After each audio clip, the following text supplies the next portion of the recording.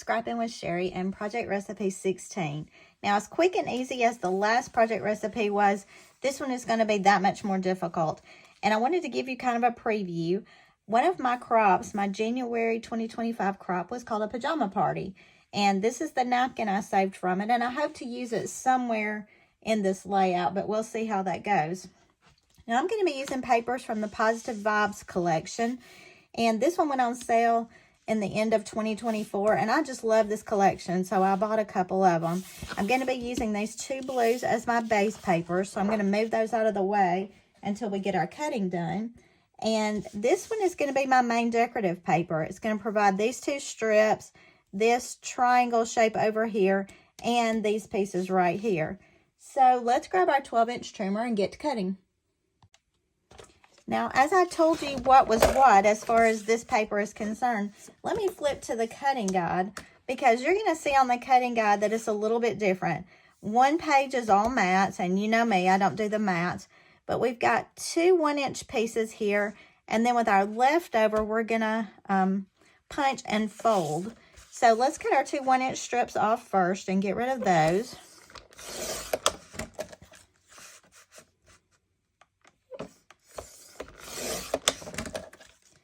And that makes us a 10-inch width here, and it tells us we're going at a 10 by 10 when we punch and fold.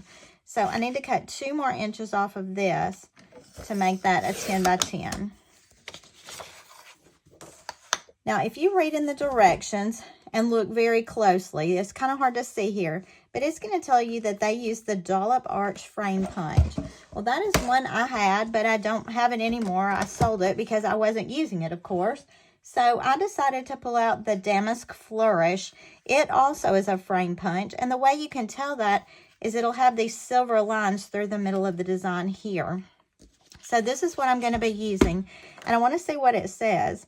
It says, first position one corner of the 10 by 10 square at the silver line on the right arm of the punch. Punch once at that position, and then slide the punch paper to cover the silhouette, punch again. Repeat for 4 punches on one side of the page. Then align the adjacent edge at the silver line and go again. So we're starting at the silver line right here. Instead of starting on the black line on the front, we're starting at the silver line on the right arm. We're going to punch, cover, punch, cover. And we're doing that 4 times. Then the adjacent side is going to be this. And again, instead of lining up with the black line on the front, we're going to line up with the silver line on the right side. And that's going to cut us off a little square. And then we'll punch and cover until we've done this 4 times. And when I say cover, I'm just covering up those blue lines to show me that I'm in the right spot for my next cut. So, that part of the punching is done.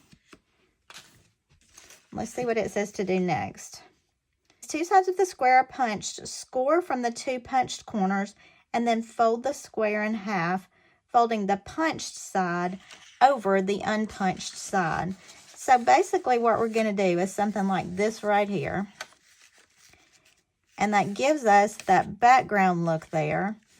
And you can tell with a higher contrast paper, that really shows up nicely. So I'm going to go ahead and fold this. Now you can score this with your scoring blade if you need to. I don't feel like that's necessary. And I'm going to cut off these 2 edges right here just to make that more straight.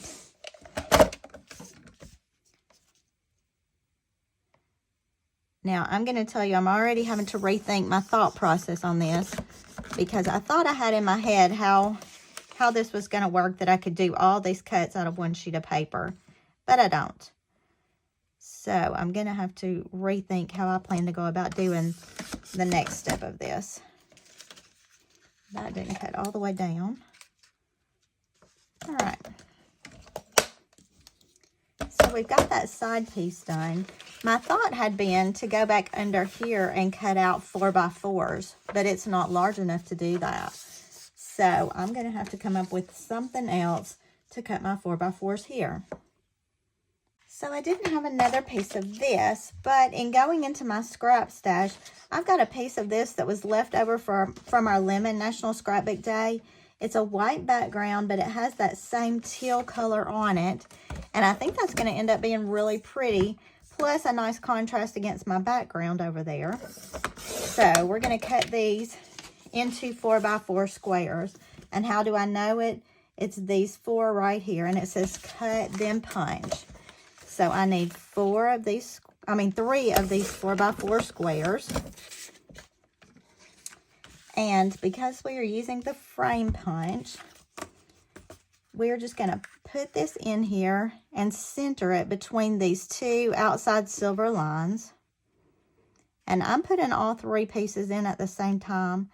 And while my paper was not straight, or my cuts were really bad because that's not even.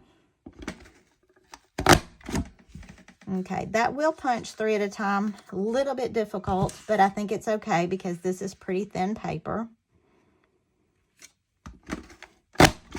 So I'm just punching one side, and then I'm rotating, lining up, and punching again. Be sure you're rotating counterclockwise so you always have a straight edge to work with.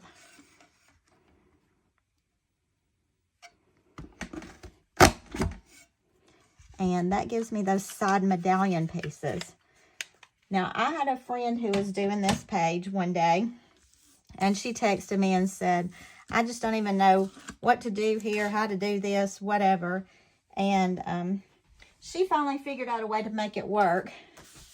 And I guess we just did the same thing using a different punch because I didn't have the correct one to make it work. So let's go back to our background sheets and lay this baby out. This one is short on pictures, big on decoration. Not typically something that I do a lot of, but I'm okay with this. I didn't have a ton of pictures I wanted to use for this layout. But man, look how pretty that is. And look at the contrast. I think that's nice. Now, this is a scrap piece. These are the 2 stripes that'll go over here. And I could go either direction with those, but because I've got a little bit of the teal over here, I really want to carry my floral design over here. And I'm just going to tape this down. Now, before I tape it onto my page, I want to look, because I told you I had this cute little napkin that I had thought would be really cute to use. And I've actually thought about adding it in. I want the pajama party words to show. So I think if I added that about right there, we would get all that showing. Now, if you've never taped napkins into your scrapbook, they're not easy to tape because a lot of times the paper that they use to print napkins is extremely thin and it will tear as you try to tape. That one did pretty well. The scallop edges are hard to line up here. And then I'm going to have to tape down a little on these layers just to make it lay down better. And it still has a little fold to it because, you know, it was stashed in my bag for a month. But I think it'll be all right, particularly once we get it page protected. And then I'm just going to go ahead and cut this excess off. And that's the reason I didn't go ahead and tape that down to my page, because I wanted to get that extra napkin piece cut off. Now that gives me a lot of flop, so I'm going to have to retape some right there. But I love using memorabilia, and the fact that that says pajama party I think is really cute. And obviously something I didn't take into account is the fact that this is so much larger than my page over here. So I'm going to have to cut that down too. So I'll just center this kind of top to bottom. There's all kinds of stuff going on this page. And then we'll just need to cut out those little triangles on the edges.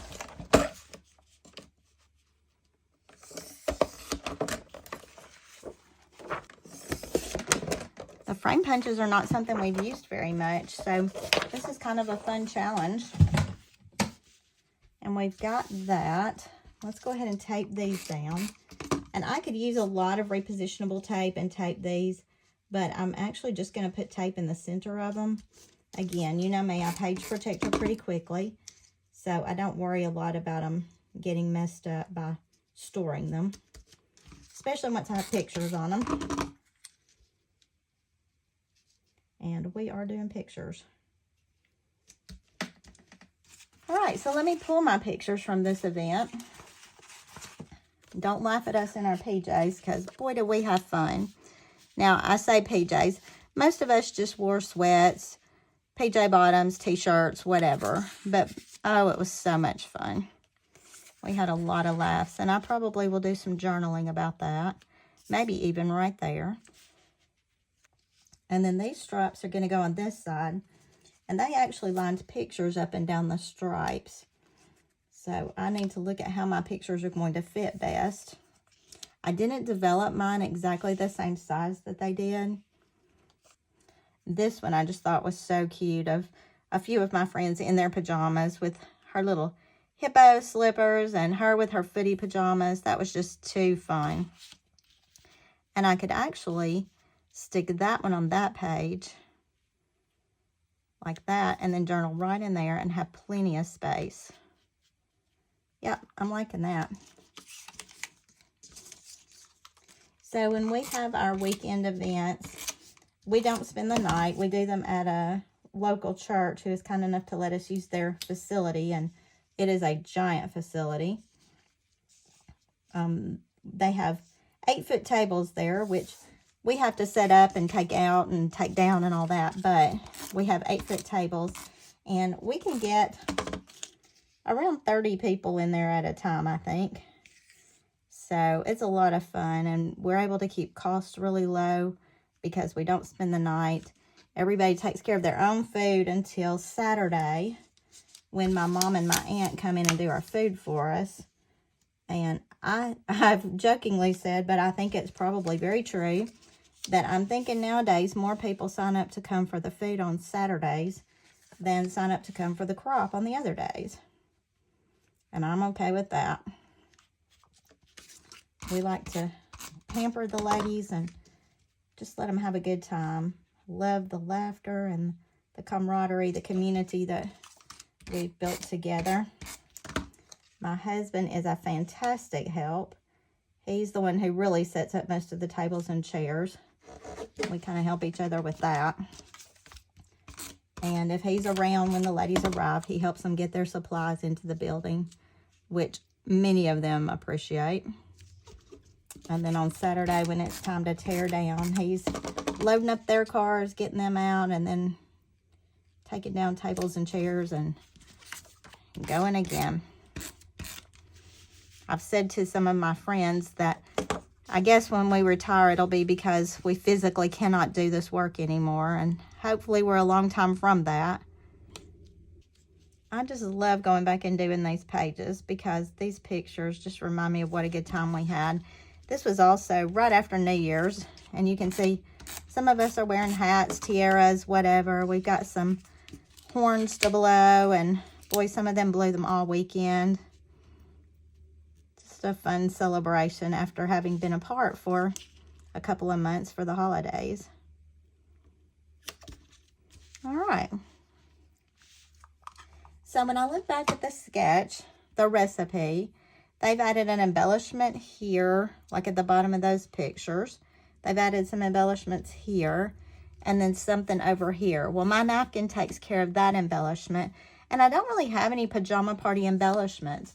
So I did save another napkin, and I thought it might be fun to cut out some of these little things to use for embellishments.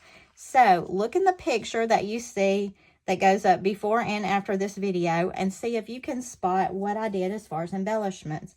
I'm not going to do it right here, but I think you'll see something there, whether it's the napkin or something else I managed to scrounge up. But enjoy this page, enjoy your cropping time, and if you have a community you crop with, have fun with them. They are special people. And until I see you next time, happy scrapping.